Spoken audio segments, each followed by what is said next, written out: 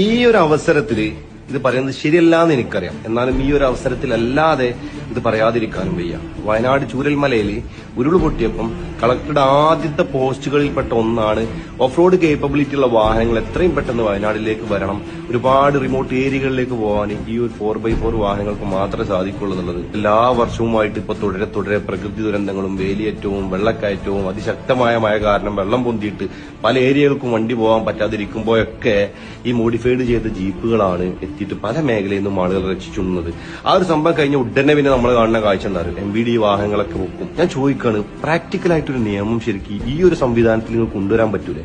ഞാൻ പല രാജ്യത്തും കണ്ടിട്ടുണ്ട് ഇത്തരം സംവിധാനങ്ങളൊക്കെ നിയമത്തിന്റെ പരിധിയിൽ പെടുത്തിക്കൊണ്ട് തന്നെ അവിടുത്തെ മോട്ടോർ വെഹിക്കിൾ ഡിപ്പാർട്ട്മെന്റ് പല സംഭവങ്ങളും കൊണ്ടുവരുന്നത്.